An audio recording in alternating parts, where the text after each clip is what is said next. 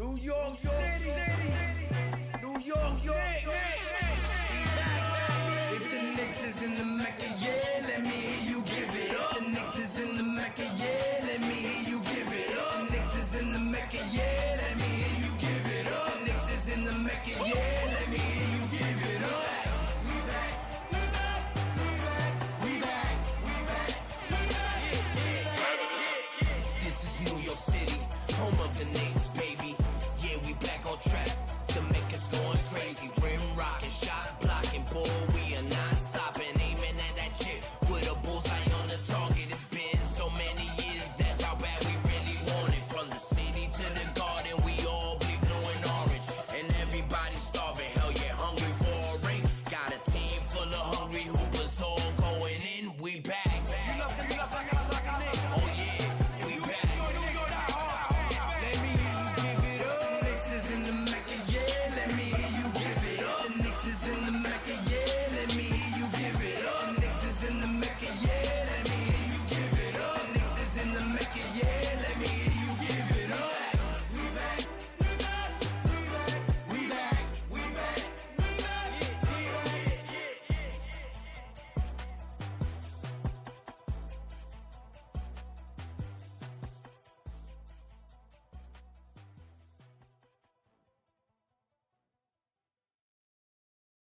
New York City, New York, Knicks. If the Knicks is in the Mecca, yeah, let me hear you give it up. The Knicks is in the Mecca, yeah, let me hear you give it up. The Knicks is in the Mecca, yeah, let me hear you give it up. The Knicks is in the Mecca, yeah, let me hear you give it up. We back, we back, we back, we back, we back, we back. This is New York City, home of the Knicks, baby. Yeah, we back on track. The Mecca's going crazy. Rim rocking, shot blocking, ball. We are not stopping, aiming at that chip with a bullseye on the target. It's been so many years, that's how bad we really want it. From the city to the garden, we all be blue and orange, and everybody starving. Hell yeah, hungry for a ring. Got a team full of hungry hoopers, all going in. We back. Oh yeah, we back. Let me hear you give it up. The Knicks is in the Mecca, yeah. Let me hear you give it up. The Knicks is in the Mecca, yeah. Let me hear you give it up. The Knicks is in the Mecca, yeah. Let me hear you give it up. The Knicks is in the Mecca, yeah. Let me hear you give it up. We back, we back, we back, we back, we back, we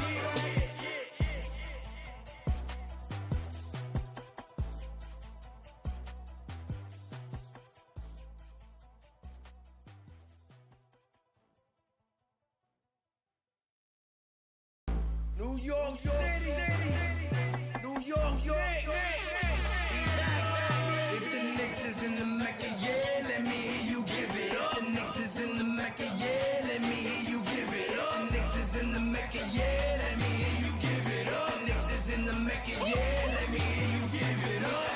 We back, we back, we back, we back, we back, we back. This is New York City, home of the Knicks, baby. Yeah, we back on track. The Mecca's going crazy. Rim rocking, shot blocking, ball. We are not stopping, aiming at that chip with a bullseye on the target. It's been so many years, that's how bad we really want it. From the city to the garden, we all be blue and orange, and everybody starving. Hell yeah, hungry for a ring. Got a team full of hungry hoopers, all going in. We back. Oh yeah, we back. Let me hear you give it up. The Knicks is in the Mecca, yeah. Let me hear you give it up. The Knicks is in the Mecca, yeah. Let me hear you give it up. The Knicks is in the Mecca, yeah. Let me hear you give it up. The Knicks is in the Mecca, yeah. Let me hear you give it up. We back, we back, we back, we back, we back, we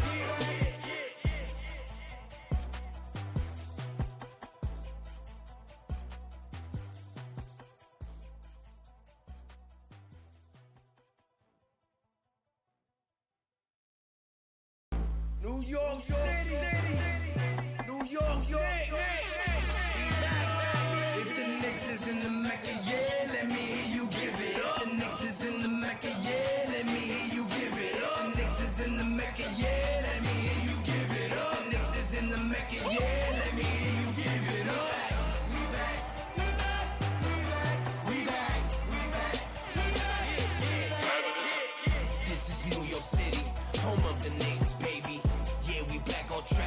Forbes and Films in the building. My God, what's good? And I salute the new Knicks. Let's get it. Shout out to the new Knicks. The new Knicks, salute my guy. The new Knicks, the organic podcast. Uh-oh. Sounds like it's about to go down in here. Going down. New York City, NYC, Borough.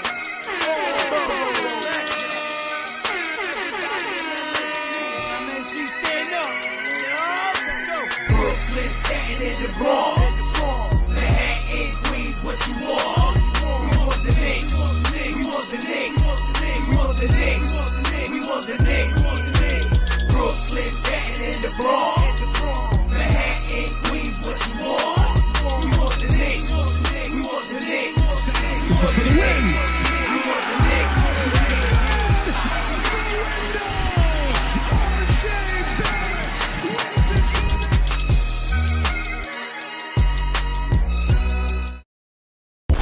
Warning. This video contains super awesome content not suitable for people who don't enjoy super awesomeness. Viewer discretion advised.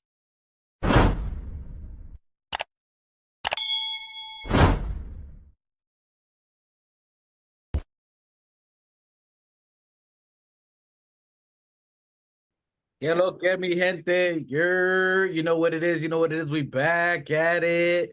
Back at season 2, episode 48, the first 48, about to make them miss it, killing in action. You know what it is. The Organic Fanatic Show. We back at it. And you know, once again, I'm always in my sangre, pura vena. You know what I mean? My brother, the new Knicks, que lo que. Yeah, what's poppin', everybody? Que lo que, que lo que. Yo, welcome home. Could have been anywhere else in the world, but you're here rocking with us. You know what I mean? Vibing out. Salute to the chat. Salute to everybody in the live. Salute to the replay gang. All that. It feels good to be back, bro. We back at it. Action. That's right. You see, we back at it at the bodega. We just chopping it up with the chopped cheese out front of the bodega with the brewskis, just hanging out, doing the damn thing. It ain't Saucy Sunday, but we back at it. We ain't been in a while. We had to, convene at the corner of the store, link up. It's not a Saucy Sunday. It's fuck around and find out Friday. That's what I have no thoughts on it. You about to find out. We've been laying back. We've been laying back a little bit this summer, just seeing what's happening, what's conspiring. Everybody want to run, want to be first, but we just talking about it. We seeing about 3 games in. We got one tonight. We got the Summer League. This is the 3rd game that passed. The last game we had was against the Sacramento Kings. We got another game tonight. The 4th game, I believe, is the final one. We'll see, but they've been playing pretty good. We got some things transpiring. So we're just talking about what we've seen so far in the Summer League with some of the players that we've seen, and we'll talk a little bit about the last missing piece to our puzzle, which is a centerpiece, is what we're looking for, the center. Whether we get someone a starter, bench, what the rumors are, what's out there. Salute to Keith Watkins, who's always in the building, who's always on time. Salute to the ATL, which, by the way, Keith, we might be talking about some player of the ATL perspective out there to where you at. So see if you got a little inside scoop. Salute to Johnny Blaze in the place, who's always throwing some trash cans in there. Our local hater, always a participator. Salute to Jay Blaze in the building, Johnny Harris out there. So new Knicks. We had some of our players. So we had someone that we've always been waiting to come out here from the Euro League, play out here. Jokovitis played. We had our new player that everybody's enamored with, Kolek, the point guard out there. And then we had our high risk, high reward, Patcom Dadier play. So 3 games in. First game was obviously a little rough for all the players that came in. They were a little bit rough out there. Second game was a little bit better. People are starting to see why the Knicks went for Kolek, who was basically undrafted, should have gone higher. He's 23 years old. They're seeing a lot of opportunity for him. He's a great, obviously elite at passing. That's a great skill set. He was the highest assist leader in the college ranking. So he was the #1 assist leader in college. A great offensive facilitator. A little short. He's right around 6 feet. He's good from the 3-point. He's in the high 30s for 3-pointer. People are very enamored with him, thinking that he's carving his way into the Knicks' heart, and that cuts Deuce out of this lineup? From what you've seen for Kolek, before we get into any of the rumors out there, you see Kolek, he's averaged almost 7 assists per game. He's had a couple of rebounds. What were some of your thoughts when you saw Kolek playing? I mean, it was definitely, interesting to see. I saw the first game. I caught a few highlights of the last two games. They did look good. And for guys coming into the game, they look like they're gelling. They're gelling pretty good for the summer league. The point guard, he's doing his thing. A lot of assists, you see. You know what I mean? And I ain't see too much, but what I did see was definitely good signs, of continuity, and look pretty good. Yeah, I mean, it's interesting. This is an interesting summer league. Before everybody gets carried away, to me, from what I've seen, people are looking at these players. They always see someone that's drafted and they want someone that's gonna be plugged in and play, and that they carve in a piece into the team, that they're gonna get into the rotation, that they think he's good enough to get into the rotation. I don't see it that way. From what I've seen, I definitely think that he's a good player. I think he's definitely skilled. I think because he did 4 years in college that he's seasoned, he's good, but he's gonna need a year in the G League, a year bench time watching the players, because it takes a lot to go from college 30 games a year to 82 games in a season for the Knicks, and especially if we're now in championship mode, play, to go for the finals, that even after 82 games, you got to win 16 tougher games. You know what I mean? So you got, even after those 82, you got to play whatever you played in the 82, you got to do double that for those 16, and you got to be durable. The reality is, do you think anyone that is drafted that's only played 30 games in college, you think that they can carve out any significant minutes in a Thibodeau rotation, from what you see? I mean, bro, you gotta be, in order to crack a Tibbs rotation, you gotta be like a top 3 player, first round top 3 player, and even at that, when we're not in the situation that we were in 4 years ago, where we can let players like RJ, IQ, and some of the young guys come in. We're definitely on a different trajectory. Salute to Mig. What up, Machete? What's up, Machete? We know you out there walking the dog. So if you got to go, I just got into the house with the dogs. Hang on a second. Walk through the back gate. What's going on? Put on mute and jump in when Knicks you're ready. Nation. Like and subscribe. The Organic Fanatics Show. Here we are back again. We're not on all the time, but we're here. Let's talk some Knicks. It's Summer League. It's G League. All right, you can put on Summer League when you're ready. Yeah. So, like I was saying, I mean, we're definitely in a different trajectory. We're in championship mode, and right now we need guys that are ready, not a day late and a dollar short, like many rookies are gonna come in, to be that. We need guys that are in like Bridges, stuff like that. The guys, it's gonna take a while, It's gonna take a while for the rookies, so they might as well enjoy the G League and get. We do have a good growing system and development for the youth, and I think they should just sit back and watch the big dogs, run the yard. And that's what I was saying. So if you look at now, we traded to get Mikal Bridges, as you brought up. We traded a lot of picks to get him. We moved future assets. So this draft to me was a shoot in the barrel to see what you can get. Pat Compatier, we got him at for the most part, a high pick for us.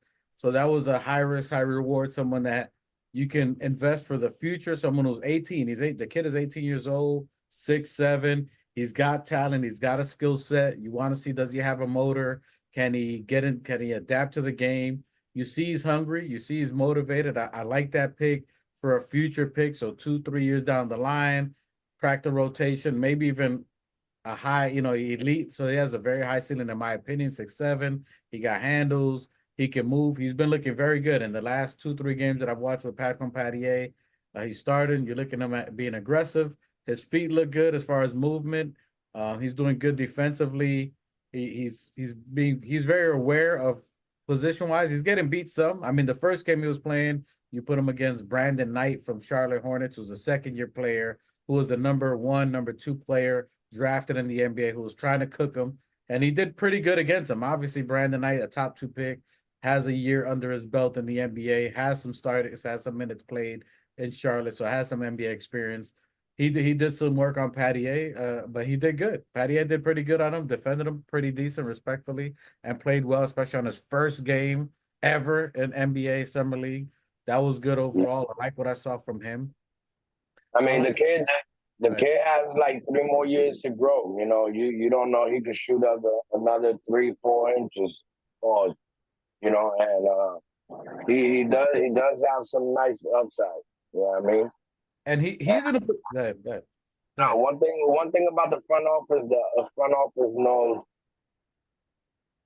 and does the studying when they make these picks. So I mean, if we picked them up, it was definitely for a reason, and they definitely gonna have some high upsides. We haven't seen no negligence from the front office in the last 4 years when it comes to drafting, when it comes to picks, free agency, all of that past stuff is out the door with the new regime.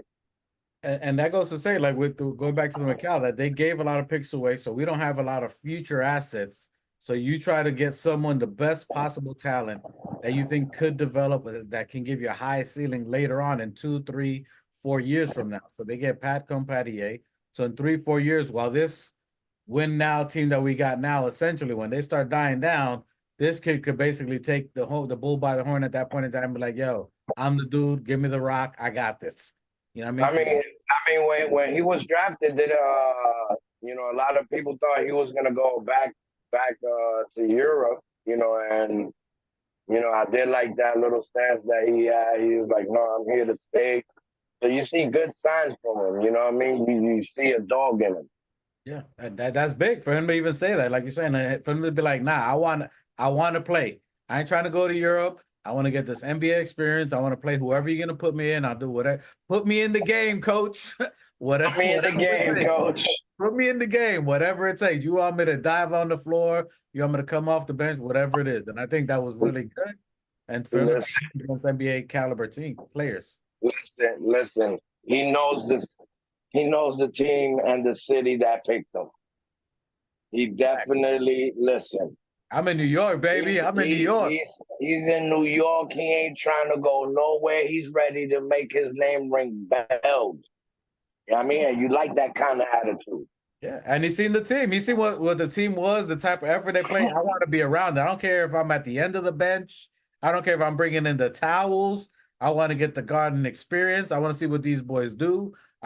He's exactly what Tibbs would want. Sit at the end of the bench and learn from the bench. You know what I mean? Learn to see the defense, where they're playing, how to pick your spots.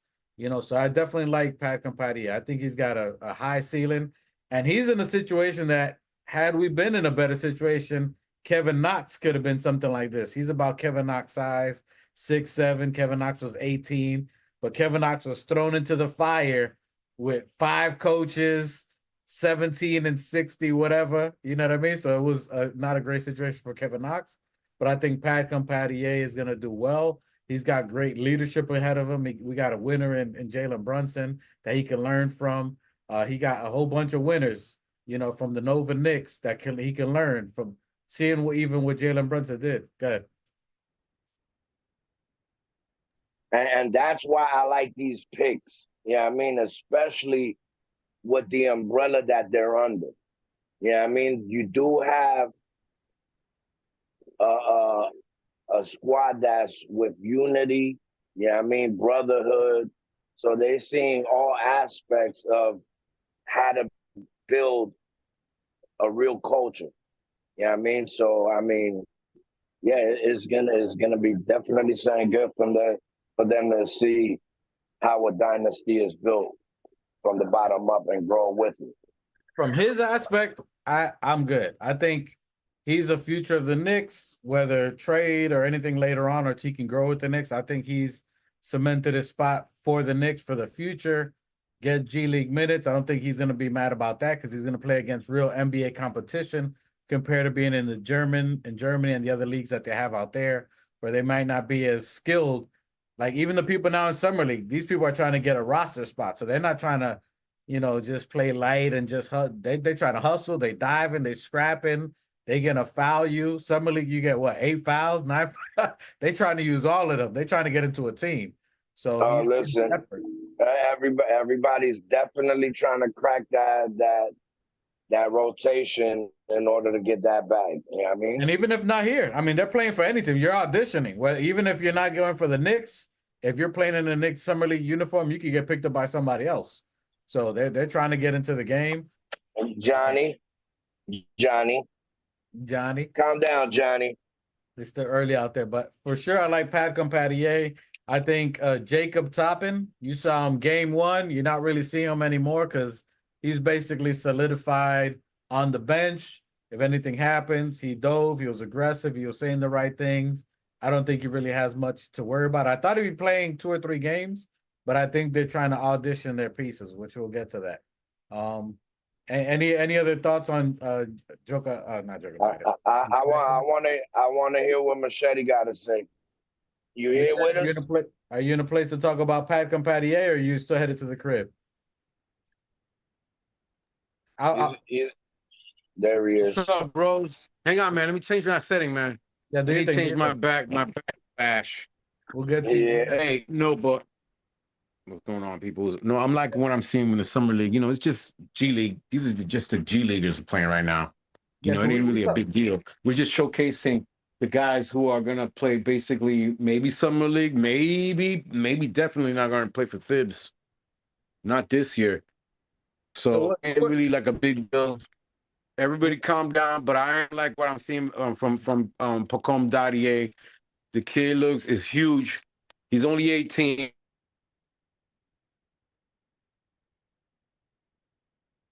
Just to the rules and how the refs are going to make calls. But, I think that he's a confident player. He's a big athletic looking kid. And I'm glad to have him on our squad. And, and the other guys that we got there, Djokovic. Tell me real quick. Tell me a little bit about Paco. So what did you see? So he's 6'7". He's 18 years old. Small forward. I think he was 6'9", they said. Is he 6'9"? I thought it was 6'7". I could be wrong. But if he's 6'9", but what do you see? He reminds me a little bit of RJ, but like a raw RJ. A kid that's just 18 years old that, his shots aren't always going to go in. But he's a good defender. He's a decent defender. He's a body. He's 18. He's only 18. Going to be 19 pretty soon, I believe. And I like what I'm seeing. I like it. Guys just coming together for the first time in summer league overseas. I believe he's coming from the German league. Yep. Now, do you think you think the Knicks picked him high as a high risk, high reward stash player? Let him develop over the next couple of years, and in 3 or 4 years, he becomes a good talent for us. Yeah, he's gonna be like a RJ, like a kid that we drafted that hopefully will be able to develop under Thibs. Which guys that develop under Thibs have done well. But he's a tall kid. He's 6'9" at 18 years old. He's got a lot of growing to do still. And he kind of reminds me of RJ. RJ, I believe, was like he's bigger, he's taller than RJ, because RJ I think was 6'6" or 6'7". This kid I think is at 6'9" right now, and he's 18. 18, so he could grow even more. Bro, I was just telling Dwight that I say he got 3 more years of growing. If he is 6'9", he could shoot up to 7'1". Somebody check that, Dwight. Somebody check that. Hang on, We'll look up. Hey, if you guys know, let us know. Let's hear Mike the specialist in the background. Listen, and he said he emulates his game, or he likes his game. He compares it to KD overall. So Kevin Durant. So he likes the Spider. I'm not Spider. I'm sorry. He likes KD's game. He's tall. He looks good. He looks aggressive defensively. That impressed me the most. So his motor, like you were saying, with how we were speaking, the fact that he's aggressive defensively, he's trying to put effort on there. He's running the lane. I was impressed by that.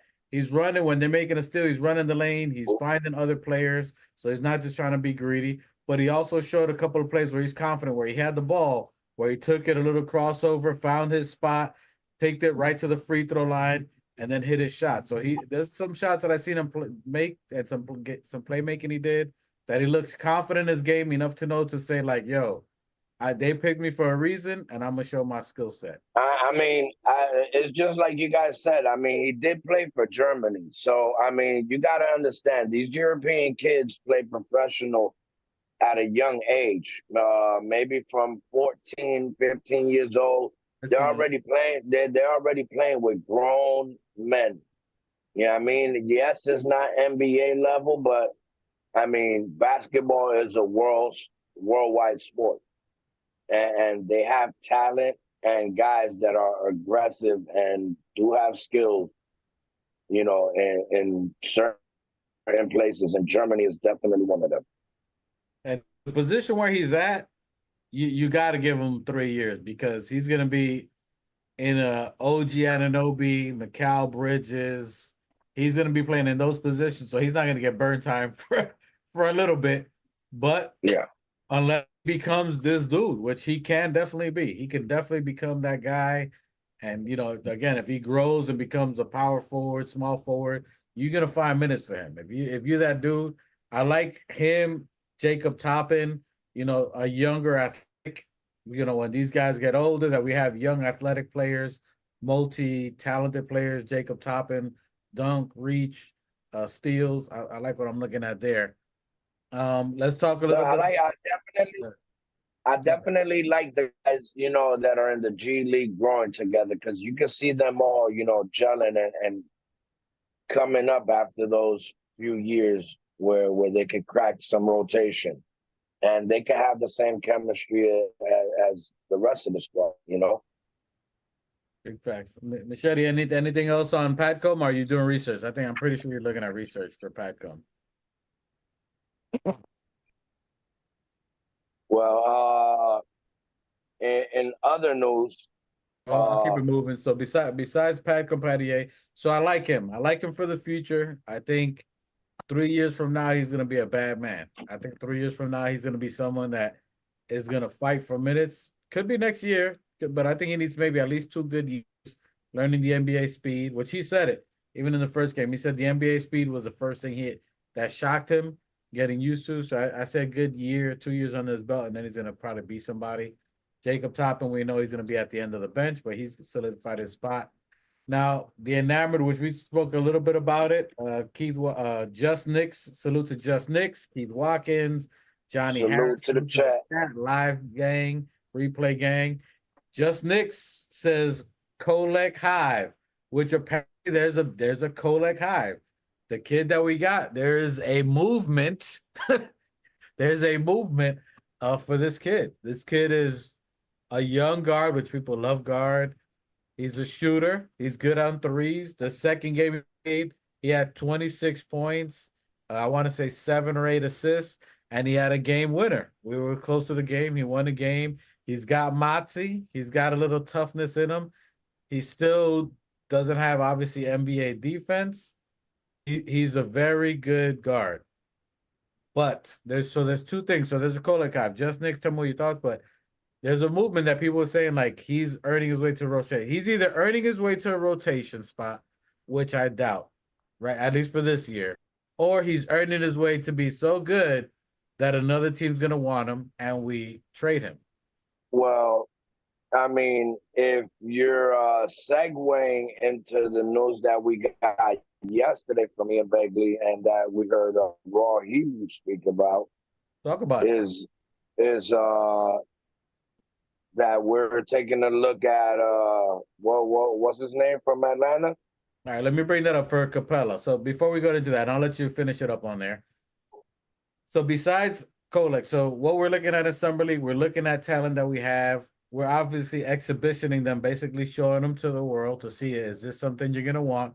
Because not only did he have, Kolek had a great game against Sacramento where he had 26 points, he had 7 assists, he had the game winner. The unspoken about person in that game, which I was watching the game, and when I saw it, Jokic was I think 6 for 6. He went perfect from the field. He was making good shot selection. He was cutting.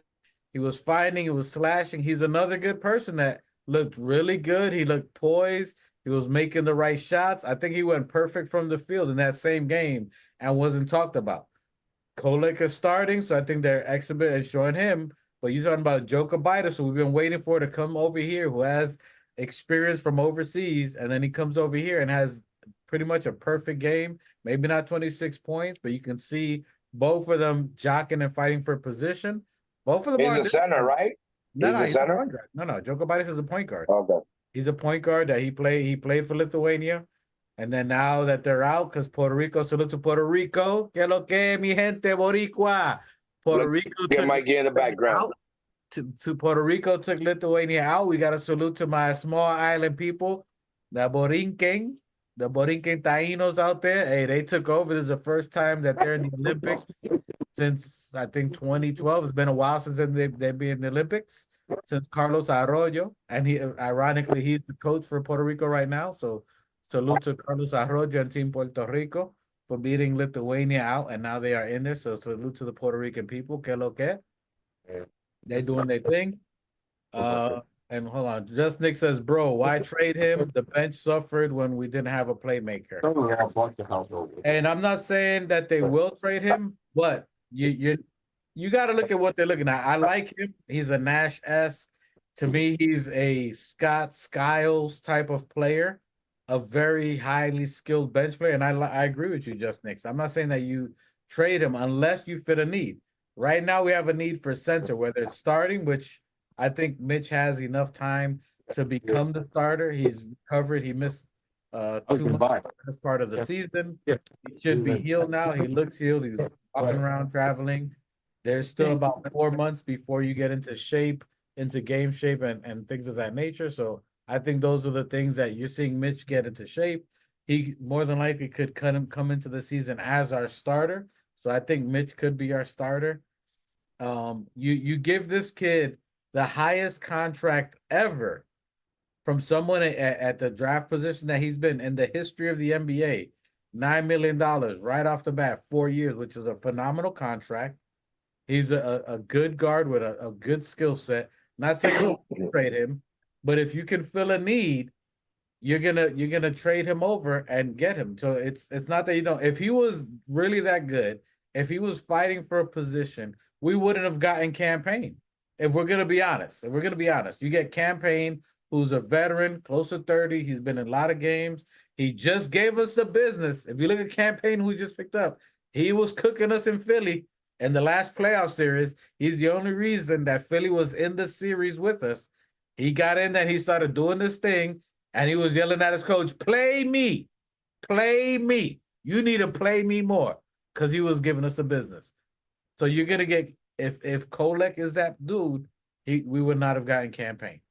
So you're going to get experience, which you're talking about Tibbs and Leon. You're going to get experience over rookies. That contract is something that's a movable contract, is what I'm saying. I like Kolek. I think he's going to be a phenomenal player, possibly bench. But if we're going to go into what we're talking about, which I'm going to segue back over to New Knicks in a second here, his contract is very good. A 4-year, $9 million. You're talking about maybe $2.5 million a year, 2 and change a year of someone that you got on a guaranteed contract for 4 years. A good offensive player, great facilitator, excellent at three. He's very good at 3-point. That if the team that Keith Watkins, the city that he lives in, Atlanta Hawks, which we'll talk about, New Knicks was talking about Atlanta, our need that we're looking for right now, what we really need over everything is a backup center or possibly a starting center. So that's a segue. Go ahead, New Knicks. Now we're going to talk about what salute to Raw Hebrew, who dropped a jewel. That boy is always, that's my dog. Salute to Raw Hebrew. He jumped, he beat me to it. I was researching, doing all my stuff to talk about it today. And he said, excuse me, pardon me. You video drop. Let me drop this bomb on you. Quick, boy, quick. He threw the Molotov on me, but he's always dropping jewels. So salute to my brother. Salute to you, Rob. Salutes. Hey, listen. Ever since that name was mention, I mean, everybody, all the centers that everybody been mentioning ever since we lost Hartenstein. Salute to iHeart. I Yeah, I heart. mean, big loss for us. But all out of all the centers that has been mentioned, when I tell you I've heard it all, Clinton Capella, that name right there rings of a Tibbs. I mean, he's definitely a older version of Mitch. You know, it's not like he has a IQ bag of Hartenstein or nothing like that where he can make some dynamic passes, but definitely a rim protector. And from what Raw Hebrew bring up this morning, the calculations of us sending out more money than we take in. I mean, those calculations sounded about right. And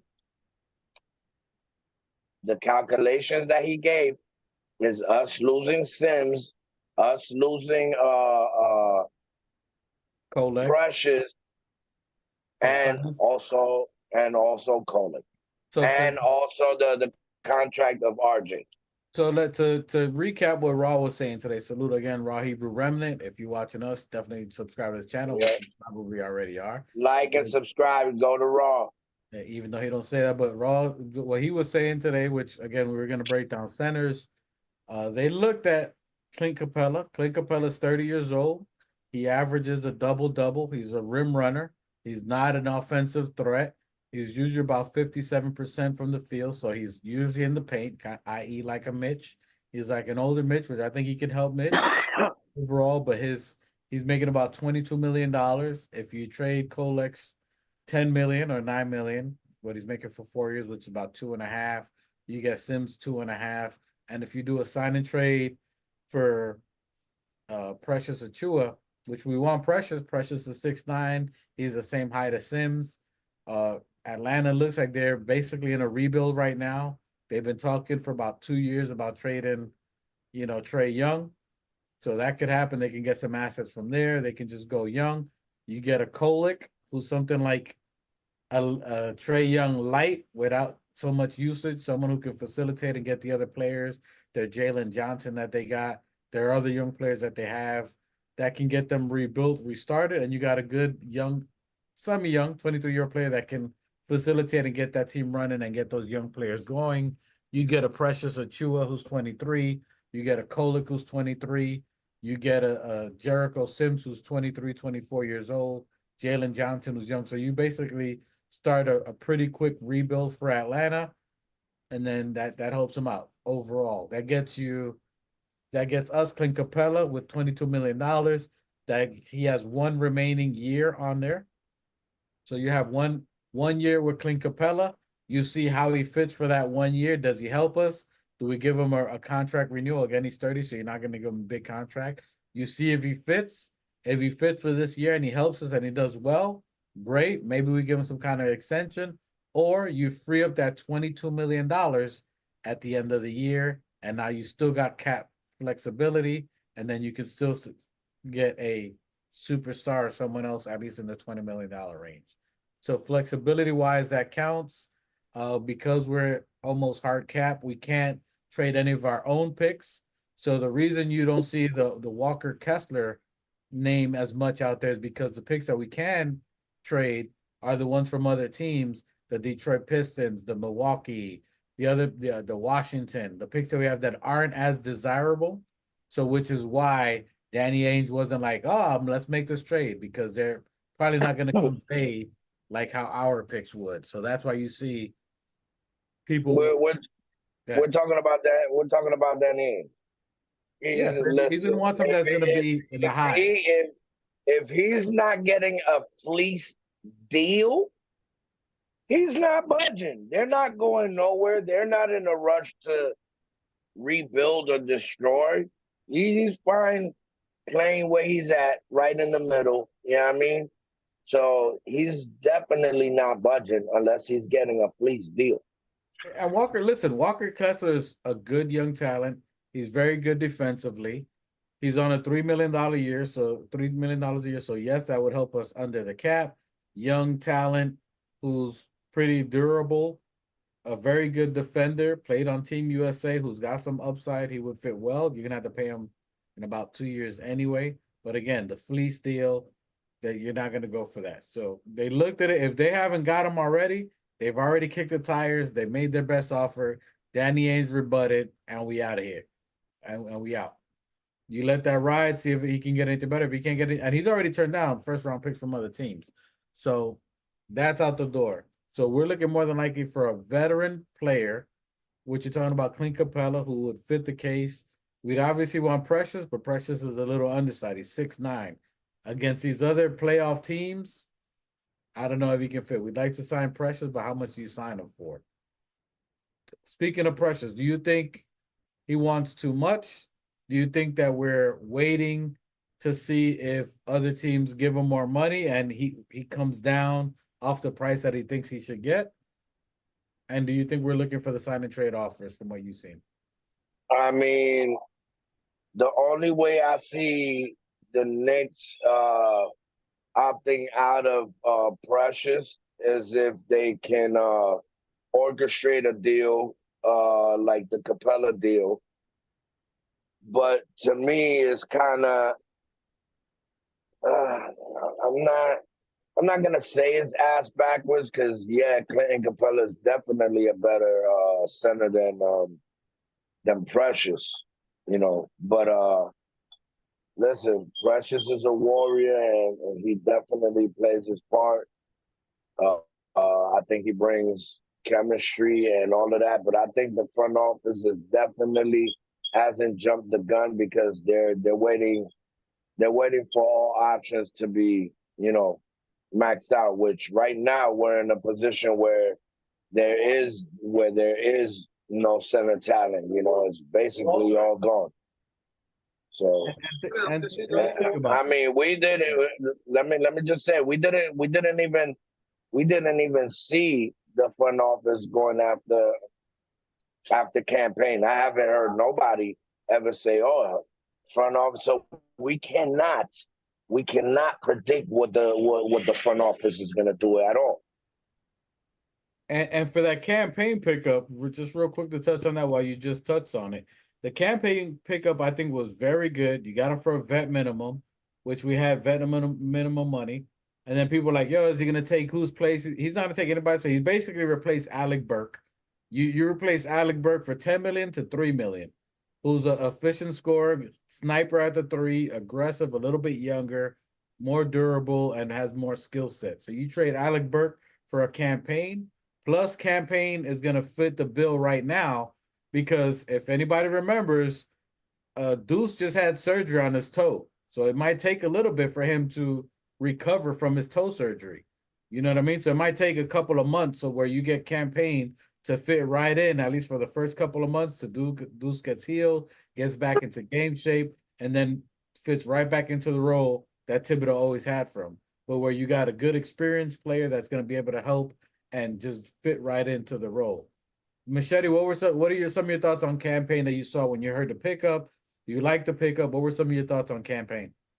Oh no, I love that when the pickup on with campaign because I saw what he did with Mikal Bridges when they were in Phoenix. They were a really good duo.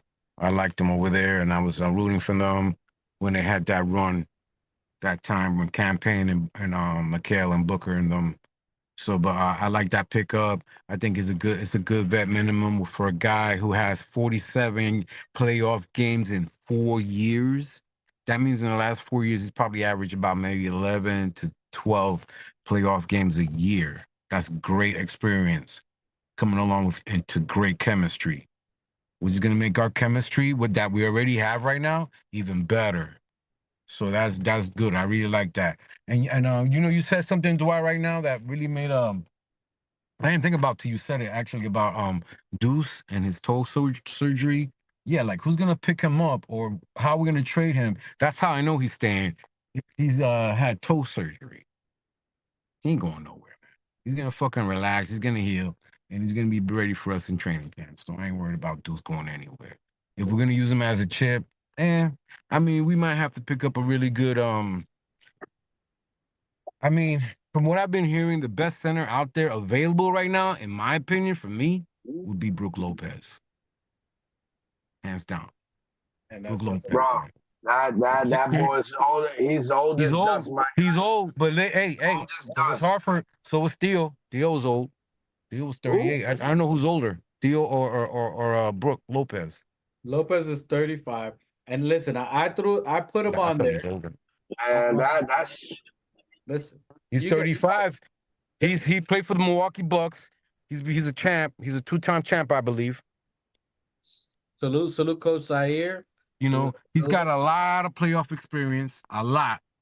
Adding that to campaigns experience, and so then not only that, with Brook Lopez, we wouldn't have to give up Deuce, from what I bro, understand. bro. So hold on a second, time out. Let So him finish. now, I mean, if we're going after centers, if that's what we're going after, because and shouts out to Raw, he's right. The most important asset right now, right, the most important piece that we have to replace right now is the piece that we lost in Hartenstein. That's why we're focusing on Achua. I think when we got the Achua and OG deal last year, it was a two banger. I think we got a 2-for-1. We had a good number 4 in Achua and Precious, who's had some decent games when he played some minutes for us. He hasn't played a whole lot of minutes, but he played when he's played his minutes, he played some good, decent games. He kept us in, I believe in one playoff game, he kept us in there. And I think if he had time to develop under Thibs, that he would be as good, if not a better player than Hartenstein. So my wish is that we don't lose out on the Precious Achua deal or Deuce. If we can keep Achua and Deuce and get Lopez, we'd be a little stronger, more a battle-ready team with Lopez and Campaign coming in with their experience, and Mikal Bridges along with Jalen Brunson, DiVincenzo, and Hart and Josh Hart. Bro, I really don't want to hear about. I really don't want to hear about Lopez. I don't want to hear about Cat. I don't want to hear about Cousins. I don't want to hear about Dwight Howard. I don't want. No, wait a minute. Cat, I don't want none of these guys. I know I be teasing you with the Nobody Cat said Cat. shit. I know I be teasing you with the Cat shit. He's way too expensive for us right now. And unless we're giving away Randall for Cat and just the cost of Cat, so Cat's out the question. Dwight Howard, come on, man. We're not talking about that's ridiculous. We're not talking about Dwight Howard. Lopez, if you hold on see a second. I that understand what comes you're saying. across my Hang on a second, bro. Hang on a second, bro. crazy. I understand what you're saying, that he's a little older, but I'm saying that he's still a realistic piece to get. If we're gonna go get us, if what we're trying to replace Hartenstein for a backup center, he's realistic. He's got playoff experience.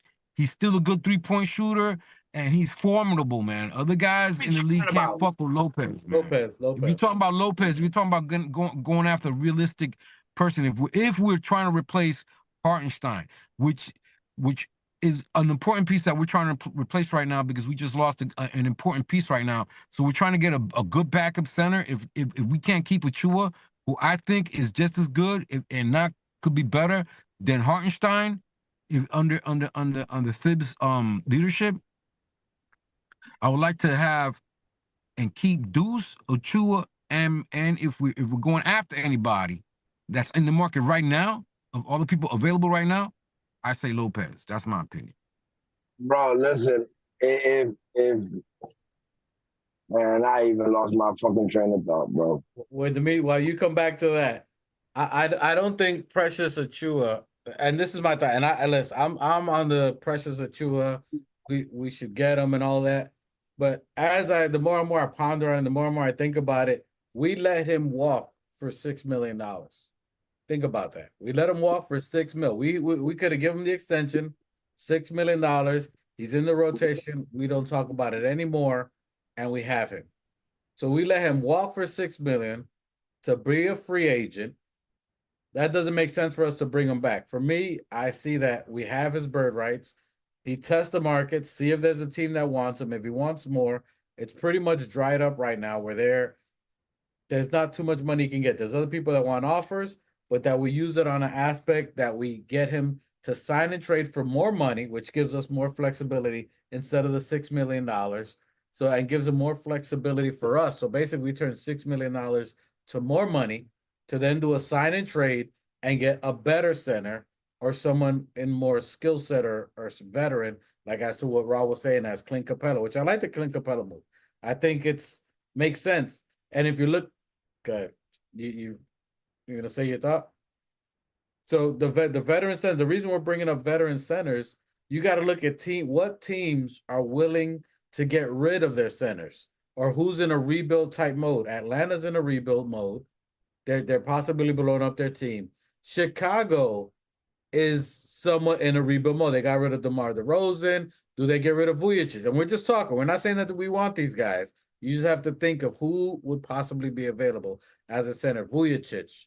Then you got Milwaukee, who has Giannis. Now Chris Middleton declined his $40 million deal.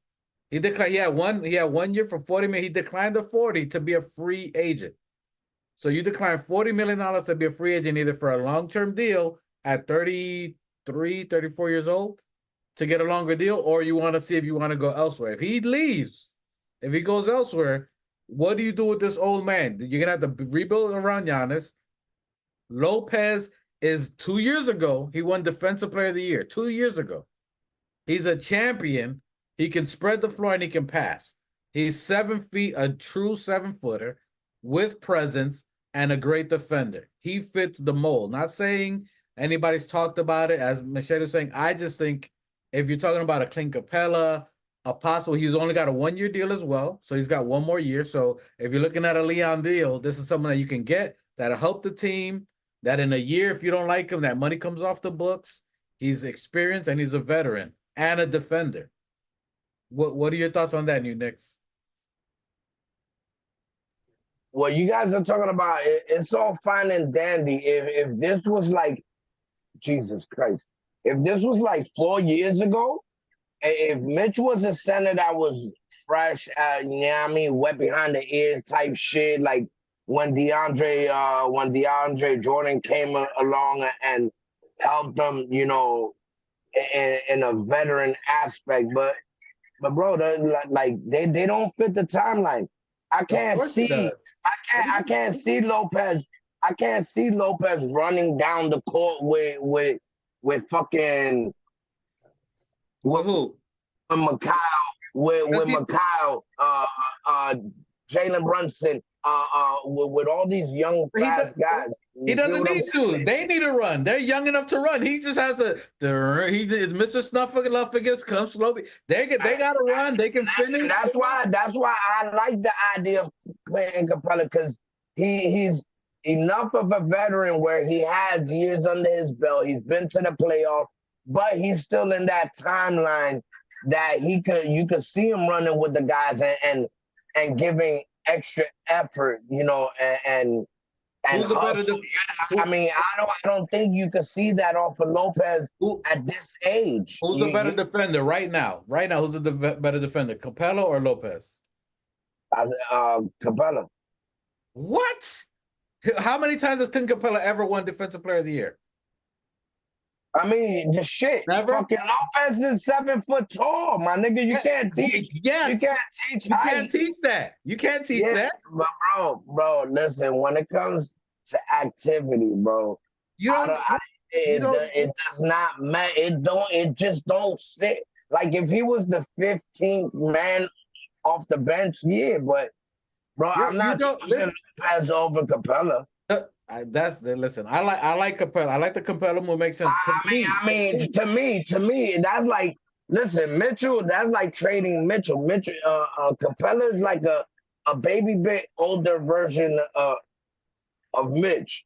Would I trade Mitch for any other center? No, he's young.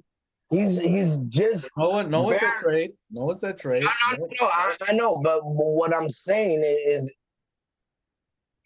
Can Lopez shoot threes?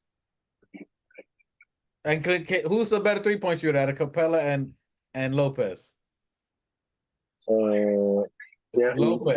Yeah, all right, but I'm just saying, who's a better passer? Lopez or Capella? Lopez. I mean, If shit. you don't need it. Look, you just Lopez stand in the corner where you're north of 40%. Let us cook. Let Randall body in the paint. You stand out there. Let Randall body. OG, let the others cook. This is the perfect situation, in my opinion, for Lopez. So why wouldn't we hear talks of the office showing interest in Lopez, but we heard them saying that there's interest in Capella? Why would they choose if they see that much? I mean, you're seeing it, so of course they see it, and they know both of them can shake off of the tree of their team. So if they saw that, why didn't they go after an older nigga than a younger nigga that could, you know what I mean, that got less? It's a smoke. First of all, Milwaukee has to want to get rid of him first right now. So you still got a couple of months for the offseason. They could, did you hear about campaign? Did you hear any rumors? Nothing about campaign. He just came out of the woodworks, right? That's why. That's how they move. They move in silence. Killers move in silence. They're never gonna show you their moves. They're never gonna tell you. They'll throw a smoke screen with Capella. And I like Capella. I think it's a smart move. I like what Ross said. I definitely think about it. Those two are the type of players I would. I like Capella over Vujicic. Vujicic is not that great of a defender or a rim runner. He's more of a stretch five, but he's not a rebounder like Capella. He's not young like Capella. So I like Capella over Vujicic. I'm looking at strictly teams that are possibly rebuilding, that are possibly retooling their teams. You know what I mean? And out of those teams that we're looking at, Atlanta, possibly Milwaukee, because if you got Middleton who's 35, 34-ish, and you turn out 40 mil at that age, you turn out $40 million guaranteed for what? Either you want a longer contract or you want to try you don't like what Milwaukee's doing. One of the two things. So that I can't hear you.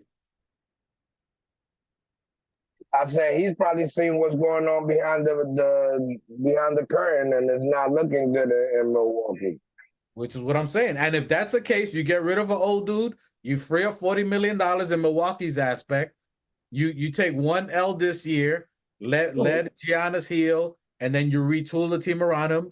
By trade deadline, you can pick up people, or you freed up enough money to pay another talent, maybe a Kawhi Leonard or whatever the hell you want next year. They can do whatever, something like that, but you free up, then you get a younger center. And then you got 23, because right now they're over the 23. Hey, salute to Sair. Yeah, we spoke about it earlier. He said we don't have the contracts to trade for Capella. We spoke about it earlier. If you go to Raw Hebrews channel, he dropped a video on how the numbers will work, and it definitely works. And coach, Sair, to you, would you take Lopez over Capella? Or I would like to know in the chat, who would you guys choose over Lopez? Hey, salute to Visions, first time on the chat. Salute to you, appreciate you. Lux Walker, Lucky Walker. I guess I'm pronouncing that right. Lucky Walker, Visions. I appreciate you. He says Lopez over Capella all day. That's his pick on there. A little bit over. And Coach Sayer, that's Coach Sayer. He's using his son's. That's Coach Sayer. He's using his son's phone because he slammed his phone. I think he got locked out of the account. So salute to Coach. so Coach is on the burner phone. He got locked out of Coach is on the burner phone. He got locked out. Yeah, Mike, you choosing Lopez too? I'm guessing. And Coach Sayer, real quick before Machete jumps on, Coach. Salute to Raw Hebrew Remnant. Raw Hebrew was saying you got to send out more money to get money back. So you got Capella or whoever we bring back, because Capella's 22 million. I believe Lopez is 18 or 23. They're both in the same market. So Capella's 22. I think Lopez is 23, 24. You send out more than you can come back. This is just thinking out loud. No one said anything. No one's rumors. I'm just looking at centers. All right, listen. If that's the case, if that's our shit, I'd rather just keep Precious. No, so look. All right, I'm sure. I think Precious shoot better. I think Precious shoot better than But what? Better than Lopez. Why would you pay Precious more money? Think about it. This just thinking of why would you pay Precious more money now when you had him for $6 million?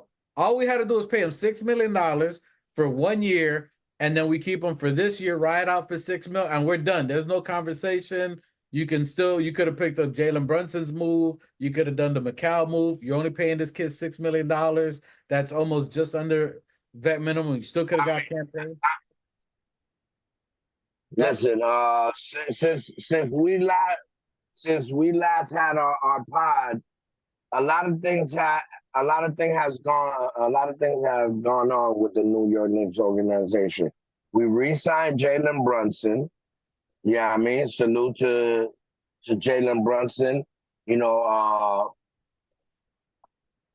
for the sports world, he's done something that has never been done in sports. We got to Never. applaud him. Yeah, I mean, yeah. We got to applaud I him. mean, leaving 113 plus $1 million on the table. You know, this Yes or no? is Yes or and when no? you have a winner's mentality, and you know you're from the city, you're gonna do for the city. You know what I mean? Because Jalen Brunson sees the rest of his life as a Knick.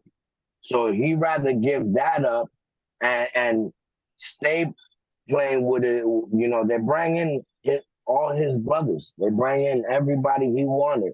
So why, if they're doing what he wants, you know what I mean? He's gonna reciprocate that and be like, look, take that.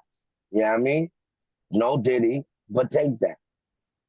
And I think that's something that the rest of the players, which was heard through the grapevine, that Mikal Bridges in future talks is gonna take a discount. So it trickles. Like, so if you want to be a part of this city and this squad and do something special for the NBA world, not just the city, the world, because if the Knicks win, it changes the trajectory of NBA in itself, and it sets a legacy. So why wouldn't you, as a player, want to come back and do the same thing that the captain did? You know what I mean? Julius is the leader, and Jalen Brunson is the captain. So if your captain took a discount deal, you gotta. It's like if you see iHeart running and falling on the floor, everybody else is following suit. So I don't expect nothing less from everybody else on the squad to you know what I mean? So me bringing this up is like, why wouldn't Precious be like, fuck it, you know, if Jalen took a fucking a contract friendly deal, fuck it, give me the $6 million. Fuck it, I'll take 5. You know what I mean? So that's what I'm just saying. So sometimes a leader leads by his actions. Jalen Brunson doesn't talk a lot. Jalen Brunson doesn't talk a lot. You know what I mean? We're kind of similar. I don't like talking. I like doing it. And if I'm doing it, that's like me. I can't tell my peoples to do something that I'm not ready to do or set an example of. You feel what I'm saying? So I'd rather do it first and show the rest of the niggas, be like, yo, look, if I'm here, we all gotta be here. What's your thoughts on that, Machete? What was the question? I'm sorry, I missed out. I was in the store. Just in general, we're just talking about. So first of all, New Knicks asked, so would you rather have Capella or Lopez? First off, Like I said, Or keep Precious. If you had that, or Precious, keep Precious first. Lopez second. Okay, so look, since you said that answer, right? Dwight was saying, why wouldn't we re-sign? Sorry, Ruel said, why wouldn't we have signed Precious at a team-friendly deal at $6 million when we did have the chance for it? You know what I mean? So, and I told Ruel, I'm like, bro, if Jalen Brunson, you know, showed his actions by leaving that bread on the table Why shouldn't everybody else fall in suit for the city and the squad and the sake of bringing a championship to this city and this team? Yeah, I mean, and take the friendly deal, because right now, as we heard through the grapevine, Bridges is supposed to take, you know, leave some money back on the table for the Knicks. So it's following down. So I think Precious would do the same thing. Yeah, but I mean, first of all, I don't think. I mean, you compare apples to oranges, because I don't think that the kind of money that Precious would demand versus the money that Jalen Brunson demands is going to be the same. I feel that Precious Achiuwa is confident in himself. He's a restricted free agent. We have his bird rights, but he's still a free agent. And I feel that he probably demanded or asked for more money, and we just weren't going to give him from the kind of money he was asking for, being that we're trying to have players cut back. And he was probably asking for more money. He probably felt that as even though a restricted free agent, he's still out there in the market. He could probably demand more than what we were probably asking for him to take. We were probably asking him to take less, and he probably wanted a little bit more. And I think that's what that's why there's a stall. There's a stall. So I guess we're trying to see whether other teams pick him up for what he may be asking for, or close to what he's asking for. I don't know what the number is. He could be asking for 15 million. We could have said here's 11, or here's 6. And he could have said I want 11. And I think that he feels that he is worth more than what the Knicks are asking for him to take. You understand? But no matter, So I think that's where the stall is. Yeah, Or but no matter where he goes, who knows what no they're doing. They could be trying to trade him. I don't know. But yeah, but no I feel matter that where he's he probably asking goes, for more, and they want to give him less. all right, look at iHeart. iHeart got more. He's not getting closer to a chip than we are. But we were asking iHeart to take a lot less. Even the We were whole, asking iHeart to take a lot less. And he went out and was like, no, there's a team out there that want me. They're gonna ask me for more. I would like for New York. I would like to stay in New York. I would like for them to give me what but it wasn't even fucking close. But he put himself out there in the market. It's not like he wanted to leave. He wanted to stay in New York. But how can you say no to a team that's offering you a lot more? Maybe that's what Achiuwa is hoping for. That a team could be asking. how can you be I don't from know, the but I X? think that's How what it can looks you like be to me. from the That's what it X? looks like to me. How can you be a child that comes from the Bronx, right, and becomes an NBA basketball player, not just and find your way back home, right, for the orange and blue, and not only find your way back home, find your way back home to a great team that was a few health away from almost taking the chip last year, and that are one step away from probably taking it this year. Why wouldn't you take the team discount or fall in suit with everybody else to bring a legacy home and be talked about for the rest of your life, instead of taking a little bit more money and be in the fucking, you got probably 20, 30 million more, but you in the desert. Hey, I'll answer that real quick. Hey, salute to Rugs89, new subscriber, new in the chat. Salute to you. Your full brim salute from the new Knicks, because I ain't got a brim on. Full brim salute. Hey, and also full brim salute for Visions as well. I mean, full brim salute to the newcomers. Like, subscribe, share. We out here. I mean, we doing our thing. We vibing out. Yeah, we regurgitating the shit that people been saying for the last few years. We original rude boy. I mean, we not regurgitating. Sorry, we not regurgitating everything. We here. We Listen, rocking. what you're saying with Precious and iHeart, they played well enough to earn some money. And there's certain players, not everybody is in Brunson's position where they can be like, you know what, I'll take a little less now because I know I'm going to get paid. A little less now. The nigga left half a life. That nigga left generations. That nigga left generations. But prior to us, what was he going to get? Everybody else should follow suit. I don't care. If Jalen Brunson took 100 and something mil and left it on the squad. Everybody else, attention. All New York Knicks players. You saw what the captain did. Follow suit. Leave some bread for the squad. Leave some bread for the city. We trying to build a dynasty here. And if you're not following suit, it's not the right action. Except for OG. OG did it, and the team house is on you. You heard the boys. Get it popping. Listen, everybody ain't everybody like Jalen Brunson. Everybody like Jalen Brunson in 4 years could get 400 mil. You can't tell Precious Achua to take $6 million now and then you're gonna play yourself into an $80 million back later. My nigga. A championship for Precious Achua in New York City. Hold on. Because right now, Jalen, anybody with the Brunson last name, it has red carpets and velvet ropes all over the fucking city. You bring a chip home, that is what your legacy will be. That surpasses an extra $4 or $5 million a fucking year. That'll come up. They're young enough to bro, you get re-signed as a winner, as a major piece of a winning championship team. That increases your value. Having the ring increases your value, my guy. Maybe.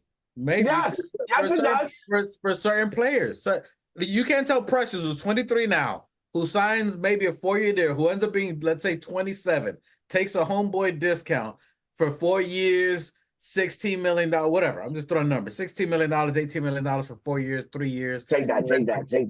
All right, take that. And then you get the ring. There's some championship players who have hawked their ring in the NBA who are so broke that they sold their ring. Super Bowl players, NBA players that were so broke that they sold that championship ring. And yes, it could mean something to the city, but there's some players who just don't got it like that, who this could be their big turn, just like iHeart. I couldn't hate on my guys much as I wanted them to be here, much as I want them to win a ring. This was his only chance to probably make $87 million. Yo, some players don't got it like that. Jalen Brunson, I promise you, in 4 years, is probably going to be the first $400 million player. He took it now because he's smart, because he has Leon Rose. That's why they get his Leon Rose's son. That's why he was taking mad commercials. If you see how many commercials he was getting endorsement dollars. And then that's what happens when you come to the city. But before that, if he was in Dallas, let's say he ain't come to the Knicks, he was only gonna make $55 million for 4 years, where he already made double that on this contract we gave him before for 100. So he already made double. And then if he took the early extension like how he did now, when that one ends, he'll be at a 10-year veteran level where he can make the 400. Hey, listen, I'll tell you one thing. Brunson told iHeart that he was going to leave that bread on the table. iHeart wanted to come back as the hero, but when he heard Brunson was going to leave 100, he said, bro, I can't top that. As soon as I take the discount and come back, yeah, you're going to take my heroism away as soon as you leave that bread. Listen, I don't think Precious comes back. And I want Precious. I think Precious fits perfect. Him and OG, they played in Toronto. I don't think we get him back because if you had him for $6 million, why would you pay him 12 or 18? That's just my opinion. Unless he wanted more for a longer contract, he's more than likely to sign the trade. Sire said, salute to the chat. Yeah, I mean, Rugged 89 New York, is he new in the chat? Salute to you, sir. Yes, sir. Salute to you. So let me read some chat. So salute to Visions. Vision said he's been watching, just jumped in the chat. Salute to you. Appreciate you. Sire said Precious can't take a cut like that, like Brunson. I agree. That's what I was saying. So he said he can't take it. Johnny Harris says Lopez can't move. He's stiff as a board. Yeah, thank you. Hey, we finally agree on something. Salute. We can sign Precious up to 13 million, is what Sayer says, Coach Sayer. Let me see what else I got. Precious is not going to have the same position as he did last year. I agree. He's not going to have that role. We got other players. He's going to be from a bench role. You're not going to pay someone at that bench role that much bread because we had Mitchell Robinson that missed mad time, so he filled in heavy minutes. Ihart's gone, so you're not gonna pay that much bread for it. Ruggs. Right? Read it. I got it. Ruggs 89 says Knicks got precious bird rights and can match offers and a possible sign and trade, which that's exactly what's happening. So salute to you, Ruggs. You're right. They're waiting to see if you got offers. You said you got offers. We gave you a number. You said you got other offers. So we waiting to see what these offers are and if we're gonna match it. When you get that offer, tell us. If not, take this $12 million and read Ruggs' next comment. He's coming back. Ruggs says again. Knicks got I read the bird. Let me see what he got. He just put a salute. No, he said salute Keith. That was the last one that he did. Now Keith Walker he said I'm ready to go right now, as is with Randall. We good. Precious coming back. He definitely coming back. I don't know about. In a worst case scenario, the worst case, we're in the desert, everything done dried up. All the resources are dried up. There's no center out there. There's none. We're watching the ops. There's nothing out there. In the worst case scenario, we are right with Mitchell Robinson and Sims. Right now, we can run it. We can do damage. Yes. We can go deep in the playoffs as is. And a salute to Coach. Coach Sayer said, the front office is doing their due diligence. Brock Allard is the guy. They're kicking every tire. They're walking through the dealership. They're kicking tires. They're opening doors. They're kicking leather. Tires ain't the only shit they kicking. They kicking ass. They looking at the leather. They checking the sunroof. They seeing how does the door squeak. They're looking at the luxury option. They're looking at the economic option. Which one gets better gas mileage? They're looking at all their resources. There's nothing wrong. They go through the whole dealership. And we're the impatient salesperson like, yo, pick a car already. Now, I've got to look at all my choices first. And then He's looking at what upgrades he could put on it. What options? Do I get the carpet? Do I get what comes? The 30-inch rims? Are you throwing in the spare tires? Do I get the year warranty? If not, I'll leave with my trade-in Sims. I got my 1989 Sims Cadillac. Yeah. Don't try my boy Sims for a Cadillac. I'll leave with my old Cadillac. That trade-in still worth something. Shit. I'll ride that Cadillac for another couple of years before I get into this loan. That's Sims Cadillac, boy. That thing's still running good. To me, Sims, listen, if we give Sims the minutes, bro, he could be our fucking Ben Wallace, bro. He could be our baby Ben Wallace if he's given the opportunity. You saw what he did when Mitch went down and he started. You know, he was a problem. And definitely. Go ahead. And I don't think what Capella could do, Sims can't do. I mean, because I've seen the highlights of him last year, and it just looks like a Sims reel. It's nothing fancy about it. You don't see no major IQ on him where he's making some outlandish passes. You know what I mean? He's not. So what you're saying is Lopez is better then? Is that what you're saying? No, I'm saying I'd rather keep Precious and Sims. I'd rather keep Precious and Sims. Okay. I'd rather keep Precious and Sims. Okay. I'm just the type of money listen. They're looking at these old vets that if they get them, they could help the team right now. And if we get rid of them next year, you free up $24 million. And that's definitely right up Leon's role. That's like, yo, we free up 24 mil. That still gives us flexibility. We're under the apron. But I like if I had a choice between Capella and Lopez, I would definitely take Lopez in a heartbeat. He fits I-Heart role. He's a good passer. He's a three-point shooter and a better defender. Not saying he could. All right, that was Ruel who said that statement. That did not come from the new Knicks. I am not a component of that mentality. Maybe Machete! Machete What you said doing, B? that boy stuck on Superman. Hey, Zaire says that Sims is an 84 Datsun. Not a Yeah. Datsun. Who God. that? Who said that? It had to be Keith, because That Keith was is Coach. Coach Zaire said he's an 84 Datsun. God. Hey, it's reliable though. I mean, it's still running. It's still running. Y'all playing my boy Sims, boy. He's That, a he, 84 he, Datsun. God. shit, he a Cadillac, all right. He that new diesel SUV Cadillac. He doing this thing. He's steady. He reliable. You know, you turn the key, it turns on, and it'll take you to the gas station and back. No hesitation. It ain't gonna look pretty, but the thing rolling. Listen, Mitch has done a hell of a job since he was birthed by the Knicks. Since that, the only one that can emulate what Mitch does is Sims. That's why he was first in line to take the starting position over Iheart. I agree. So, What do you thoughts, Machete? my Knicks hat. He's watching the ops. I'm sorry, Boy. guys, man. I got a side project right here going on. I'm sorry, man.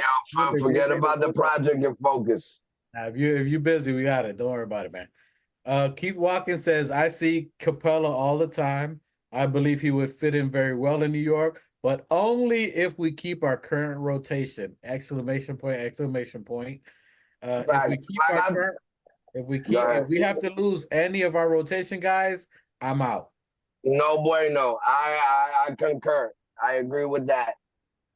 And he follows up with a question. He says, question, can't we use trade exceptions as part of the deal for whoever we end up getting, if anyone? Also, how many do we have? I believe two. We have one trade exception. The reason this seems like an opportunity for these old veterans, to me, the reason I think that there is some smoke to this is because we have till December to use this trade exception, which is $5 million. You can't throw away $5 million for nothing. So Does that come from the RJ? that comes from the RJ trade. Because of the RJ, you get a $5 million trade exception. So you have $5 million flexibility. If you saw Raw Hebrews thing today, he was talking about $2 million for Sims, $2 million for Kolek. If you sign and trade Precious, let's say at $15 million, and then the $5 million trade exception, that gets you to your 22 for Capella or Lopez, either one of those where you get a trade flexibility. It would help Milwaukee because that frees up because they're already over the tax of $23 million. Besides the $23 million they pay him, they would essentially say 46 mil. So Milwaukee could look at something like that and get a Sims. So yeah, the trade exception we have until December to use it. That's $5 million. Leon is too cheap to lose $5 million. That's why I think some kind of trade has to happen because I don't see Leon letting go of $5 million like that. All I know, I'd rather hear Lopez's name than Cat Williams. Who? Cat Williams? He don't play basketball. But I said Williams because if I say the last name, it's gonna be a joke for real. Listen, Cat's too expensive. He'll take us way over the bank. I definitely listen. Old veterans or Vujicic. Sire says no thanks. No thanks to who? To none of them. To Cat, I'm pretty sure he's talking about Cat. Yeah, so how much does Lopez make? So Lopez is making 24 million. I want to say 24, 23 million. And then you got Capella is making 22 million. So, and both of them are in their final year of their contract, which is why this would make sense for a sign and trade for a young player that's a good defensive player to Atlanta makes sense because Atlanta's trying to rebuild.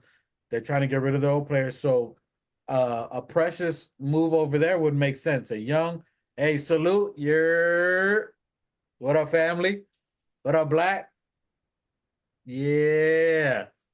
Bronny. Bummy. Bummy.